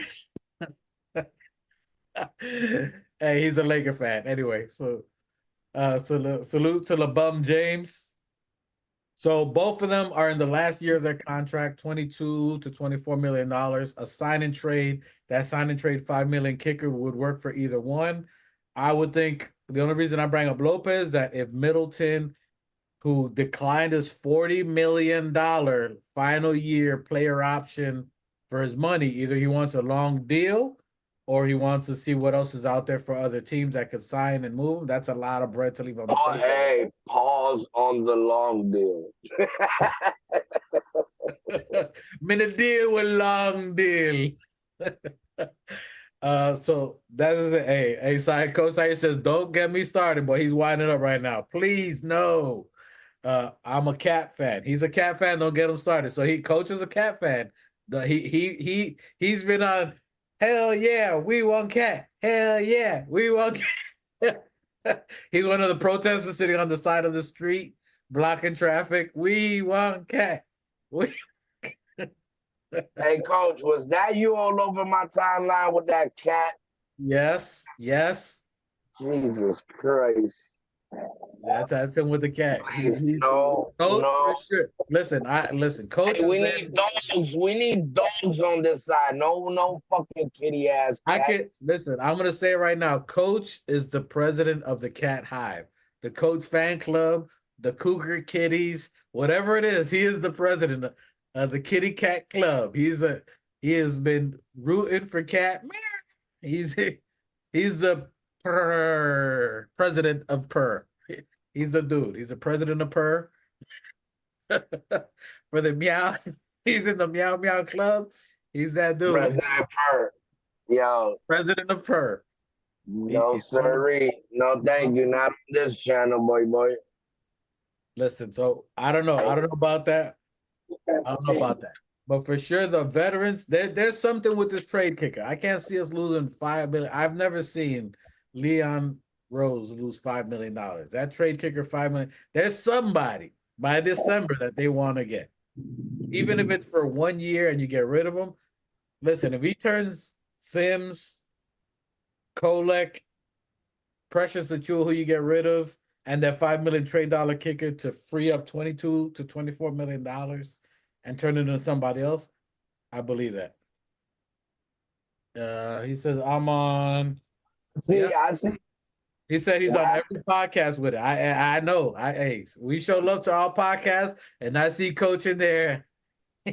Meow, meow, meow, meow, meow, meow, meow. Fuck out of here. Listen. But I love Coach. Hey, he's consistent. I'll give it to my coach. He's consistent with it. Listen. And it's I'm good.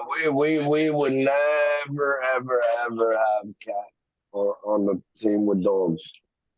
He says he takes was it? You take a bobcat over a poodle. You're not wrong. Shit. I mean, who's a poodle on the Knicks? Who? Where? I think he's talking about who we picked up. Anybody we pick up. Hell no. All right, okay, real quick. Does Precious come back? Yes or no? Yes. Precious is coming. What were you gonna say? Nah, just say he's coming back. He knows where we at. Machete, does Precious come back? Yes or no? Yeah. Damn. You both got it with a yes. I got a no. I don't think he comes back. I think he's a sign and trade. I think the $6 million that we could have had him even for 1 year and him turning down whatever offer we gave him, like iHeart, I think they gave him an offer already and he turned it down. So now they're going to do a sign and trade. I don't think he comes back. And listen, I don't see a kid from the X seeing his team that he grew up watching and rooting for being a few pieces away from a chip. Side coach, you starting fires right now. Randall is. Hey, stop. Hey, coach. Hey, coach, what you drinking? Because it's not Saucy Sunday. You on something. How dare you call a silver? Coach just threw a Molotov cocktail in a dry wooded area. dare you be so disrespectful? Randall is a poodle. Okay. Are you, bro? That If guy, whoever that was for Knicks for Clay, pay him no mind. We got love for Coach is just oh, yes. Rugs. Randall's a poodle. Hold on. Rugs 89 says Isaiah Stewart is only getting $4 million on an expiring deal. We could use an enforcer. I like Beast too. He's definitely rugged, but the thing with him and Precious is they're small. They're both small for the position. I'll say that. They're both 6'9", 6'7", 6'8". They're both that's small. As aggressive as Precious is, as dope as he is, as athletic as he's been doing, he's too small for the he's position. he's not. He's definitely not stopping Embiid, and he's definitely not stopping fucking Jokic. They definitely too small. We do need height, but I'm not with Lopez, bro. I'm not with Lopez. Hey, salute I'd rather keep. I seen Sims going body to body with niggas. Same shit with Mitch. You know what I mean? Coach says we started it. Hey, I need you to give a full brim salute to Show Quan. Show Quan, first time in the chat. Salute to you. Show Quan says Precious is not coming back. If he was, they would have been signed him. He's trade bait. I agree. That's I agree. I agree.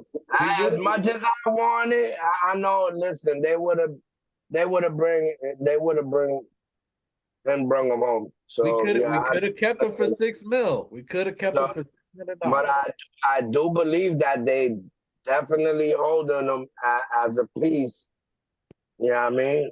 To bring somebody in.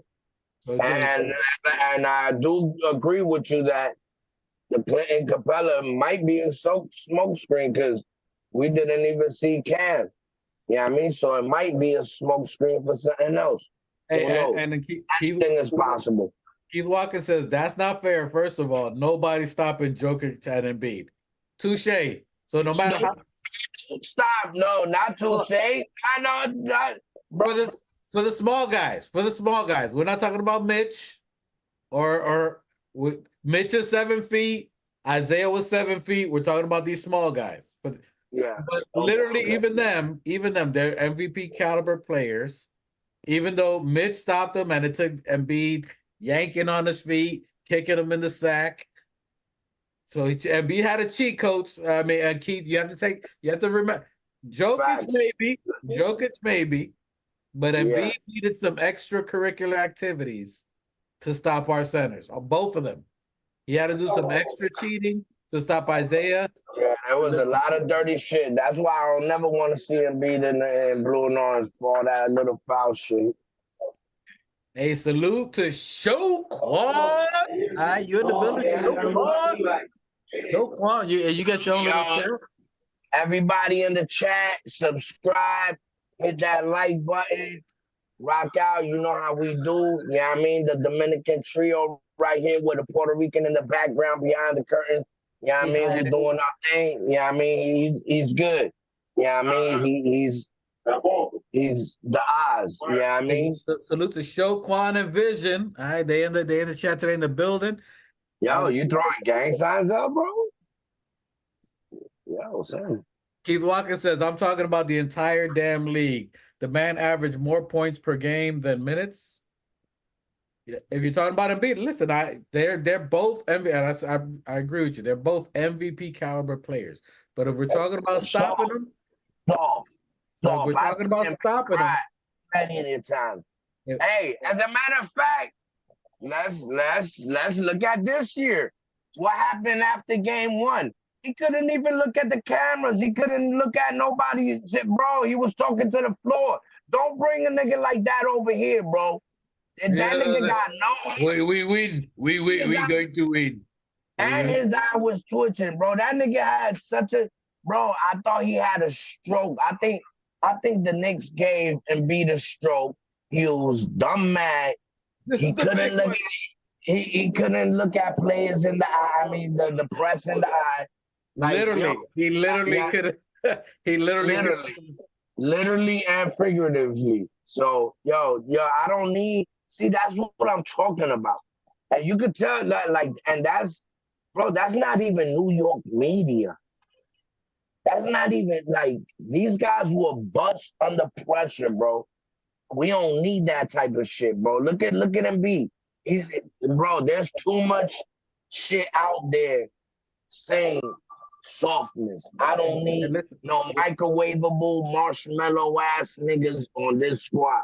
Sunday we'll talk a little Facts. bit more in depth about maybe the season coming up. So, so now that you're changing your opinion, you Knicks, on Precious coming back. Yeah, I mean, I know. I just stay hopeful. I'm a homer. And listen, I got my squad bolted on my arm. This is some life shit. This is the. I was born a Nick, now and let's that's look. Let's look, and I'm with you on that. Let's look at some opportunity. Right now, we're in July, going into August. The training camp or the season starts in October, so you got all of August before September training camp starts around that time frame. So he got maybe a month to see if is a team going to give him this offer that he's waiting for, that he says he has. He has opportunities, he has offers. What is this offer? So that's why I think the team, as we were looking for in the chat, they're kicking the tires. They're looking at if he gets his contract that he's saying he's getting, what else can we do? What can we do with the sign and trade? And even if that happens, we got till December. So even as the season starts, we more than likely could have some trade and movements afterwards up to December. So I wouldn't be surprised if we bring them back and still ship them out later in December. It uh, still could be an opportunity. well, I mean, I think the front office always got a trick up their sleeve. They like the surprise attack, and I like for them to keep it that way. And you know what I mean? Every time they never fail. They never fail because Cam Johnson Campaign is definitely a Knicks type of player. You know what I mean? And you see what the front office does. They see he played with Bridges before. They see what he did in the playoffs. They look at the numbers. They crunch numbers. The analytics are analyzed, and they make their picks. So kudos to the front office, bro. Like I'm a rock with the front office. That's definitely. Hey, and listen, so we have this trade kicker that expires in December. So there's a good possibility we don't make it. They're looking at all the options. Right now, the asking price for all these players is high because right now is a peak. Do you want to do it before trade season? You ain't never see Leon Rose make a rush move. He heard what the price is for Walker Kessler. He heard what the price is for Capella. He heard what the price is for anyone out there that he's looking at, and he can say, you know what? I'm good on that. I'm gonna wait for that December end of the year special when everybody played a couple of months and the teams are like, He's waiting for Black Friday. he's waiting for Black Friday. He's waiting for the Black Friday. It's gonna happen, right? So right now it's at the highest price. I'm waiting for that Black Friday deal. So when it gets closer to December, when those teams that thought they was gonna do something, when they start losing bad and they're like, "Yo, it ain't turning out to what I thought it was." Paul George left. Kawhi Leonard's knee ain't right. Maybe it's was it Zukic? I forgot his name. The center they got. Maybe they get rid of him. Maybe they get rid of Kawhi. See what teams on the fire. So maybe Chicago's like, yo, we gotta get rid of this guy, and it's gonna come to our advantage. You ain't never seen Leon lose a deal so far. So I think he's gonna wait for the he's looking at the sales. He's looking at the products. He saw it all out. He said this is a little bit too rich for my blood. He's gonna see Precious, what Precious is asking for. Precious, well, you come to us when you get that deal, and we'll either match it or we'll trade you. If nothing comes up, we still got this 3-year, $15 million deal if you want to take it. And that's it. And either you come back for the 3-year 15 mil, or whatever else we'll do, we'll sign and trade and throw in that kicker. But I think they're gonna wait for that Black Friday deal, in my opinion. Hey, listen. Whoever's not on the bus, ship, or train, once that bitch sets off, yeah, I mean, the decision is on you. So, listen, you better make your decision and make it quick, because we already know where we're setting off to, and we already know what the goals are. It's nothing less than what it is. Yep. We're out down to the last piece on the board. We're down to one piece. All we need, which is, look, if you think about our front office, they got rid of, they went to it right off the bat. OG was the most important signing. Then you make the craziest trade and piece, which nobody thought was going to happen, with Mikal Bridges. You essentially say your future just on that alone. And then you look at what Tibbs need. He doesn't need a stretch shoot center. He just needs someone to rim run and rebound. Rim run and rebound. That's it. Sims can do that right now. Mitch is going to come back healthy by training camp. So you don't have to really make a move. If something comes available, so be it. So they're checking the tires. So we can run just as we are. We're going to do damage. So we're going to be a formidable right off from training camp. Listen, for me, I want to say that a lot that is being unsaid is talks of Julius Randle. You know what I mean? Read that chat right there. Read that chat from Ruggs. What happened? Good luck guarding Randle one-on-one. Wow, right on time. Listen, good A. Yeah, I mean, great mind thinks like, yo, listen, you guys are like the whole league. Like with all the moves that we're making, everybody forgets about the sleeping giant. This nigga's tucked away Silverback. like Bruce Banner. Like, yo, son, like, y'all don't even know what's about to happen. This team right here was structured all around Julius Randle, which was the first piece to come into this. Yeah, I mean, besides the homegrown RJ. Mitchell Robinson And RJ. But but RJ's not here right now, so the remainders are Randall and Mitch, correct? So now with these two pillars, right? You bring Julius the help that he needed, and Jalen Brunson, the son and the king of New York City. Yeah, I mean, the golden child was ranked. We're gonna go Sunday. No. But I'm just bringing the whole picture together.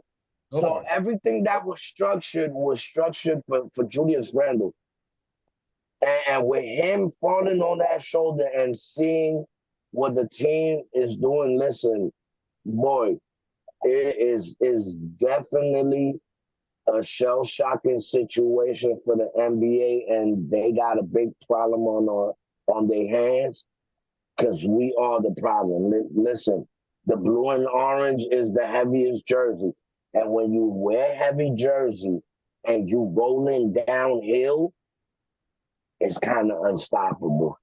And we're gonna revisit this more on Sunday. Sunday we'll talk a little bit more about the team that we have, our current roster. We know we got one shoe to fill, which is the center position, whatever that is, starting center backup, which we'll get a little more into it. We'll talk about Mitch and all that, a little more depth into it. We just wanted to bring up address the issue of that final piece. Does Precious come back? A center, different options that we could be looking at. So we just kind of threw that out there, even though there's, kind of put some of that to bed and what we have. And then we also talked about our prospects that we drafted, the Kolek, Patcom Dadier, the players that we have, Jacob Toppin, which they got a game in 15 minutes or so. So we'll watch some of that tonight. But in all honesty, the players that we did draft, we love Kolek is a very good talent. I'm not going to sleep on that. Excellent offensive opportunity. Can he learn defense? Can he adjust to the speed? That's what we're going to see on there. Go ahead, Knicks. My bad. Besides the Julius Randle point, I just want everybody to keep in mind and in perspective. Every player that was lost or removed or moved forward from the team was always put in a good position for them to win and succeed. But not only that, we've always upgraded to better. and a better trajectory. And you see it with the additions that we just made with Bridges, Payne, yeah, I mean, OG. Everything has been an upgrade. And if you really look at the whole team from afar, like when you name everybody, Yeah, it's definitely becoming a big problem. The bench is getting deeper. and we're gonna talk all about that Sunday. We're gonna go all into what we have now currently. Go ahead, Machete. He's back.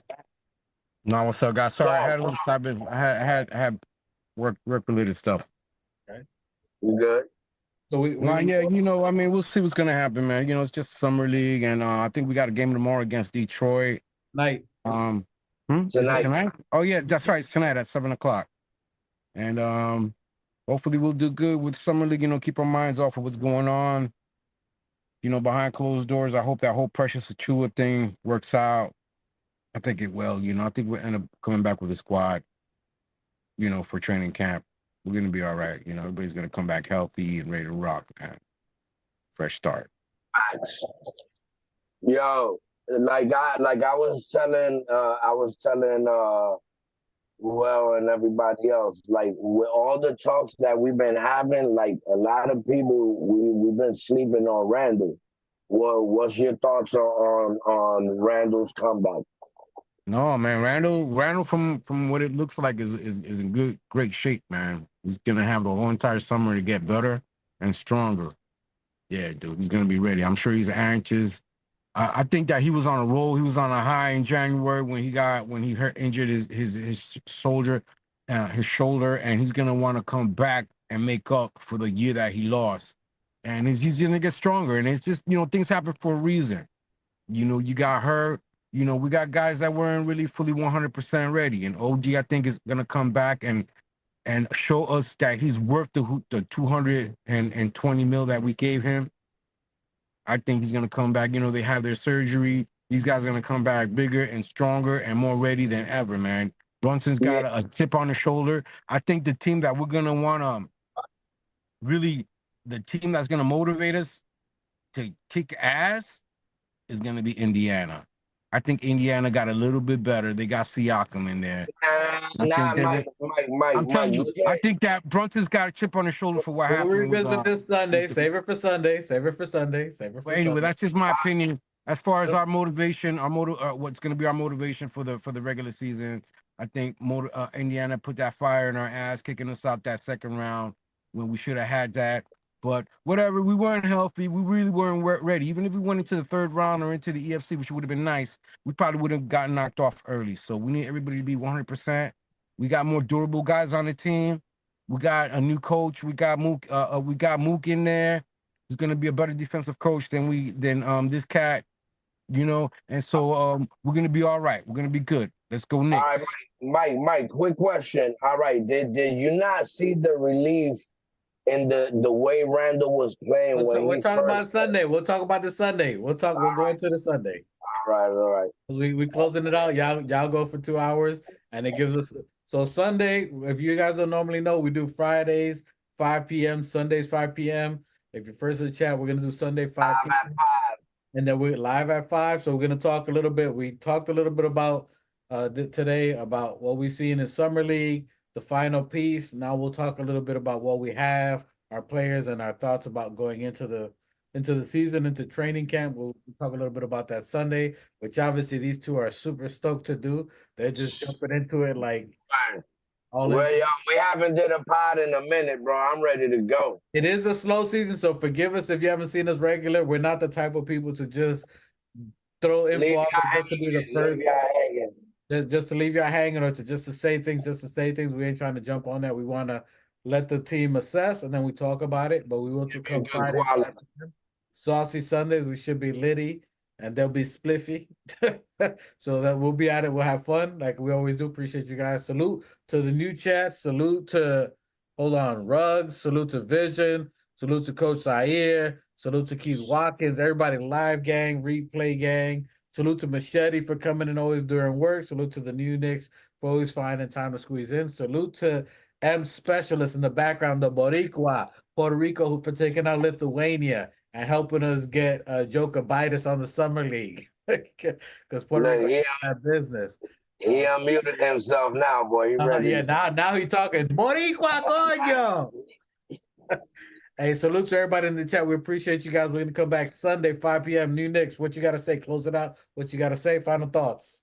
Yo, salute to the chat. Salute to Knicks Worldwide, baby. Get ready for season 3. You know what I mean? And get ready for Sunday. We back at it. You know what I mean? Saw some smoke Sundays. Yeah. Walk around and find out Friday live at 5. You know how we do. You know what I mean? And we here. You know what I mean? Shetty, final thoughts for you, sir. He's probably. Hey guys, what's up? Final thoughts. Hey, man, thanks for holding it down, guys. I have my hands full today, man. But Yeah, thanks you for good. holding it down. It's always a pleasure talking to you guys and hearing what you got to say, and catch you guys on Sunday. Salute to that. Salute to my brothers, my cousin. Final thoughts. We got a game tonight. Summer League. Don't get too hyped, guys. These guys are more than likely not playing on the team. They're not going to get burned. Tibbs has never played a rookie, even though as good as Kolek is, and salute to Just Knicks, who's apparently the president of the Kolek Hive. He put it out there, so salute to Just Knicks, who's the president. He got the badge. He put the badge on for the president. I like Kolek. I think he's going to be good, but he needs at least 1 year for sure. And G League time, burning time to get used to the speed before he can be effective. Not saying he can't. He got the skill set. He's very good, but he needs to be seasoned in with people. Hey, we definitely just real quick. We definitely forgot about Toppin, even though you did mention him a few times. But Toppin has been showing out. You know, hopefully, you know, he could crack the code and get into rotation himself because he's been looking pretty nice out there. You know what I mean? And by the way, full brim salute to all the new subscribers. You know what I mean? All the new heads in the chat. You know what I mean? Thanks for showing love. Like, subscribe. You know what it is. Appreciate you guys. Always, we'll be back. So Friday, typically our shows are Friday, 5 p.m., Sunday, 5 p.m. We'll be back at it again Sunday, 5 p.m. We call it Saucy Sundays. We get lit up, spliffed up. Not everybody, or sober. Sober. You know, I'm the sober one typically, so. Sober, salty, smoke Sundays. Shout out to Mike, the specialist in the background. Full brim salute to you, sir. Thank you for making it happen. Yo, Let's we got go Knicks. Yes, sir. Yeah. Take us out of here, man. Forbes is Fields in the building. My God, what's good? And I salute the new Knicks. Let's get it. Shout out to the new Knicks. The new Knicks, salute my guy. The new Knicks, the organic podcast. Uh-oh.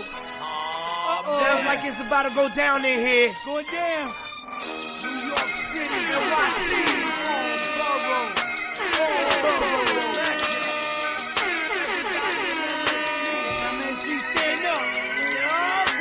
Brooklyn, Staten in the Bronx.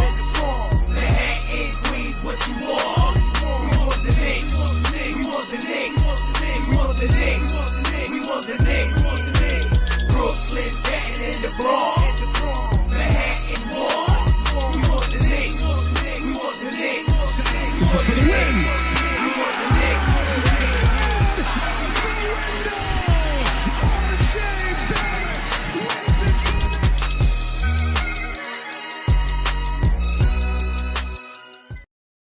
Forbes is Fields in the building. My God, what's good? And I salute the new Knicks. Let's get it. Shout out to the new Knicks.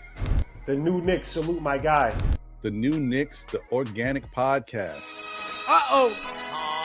Sounds like it's about to go down in here. Going down.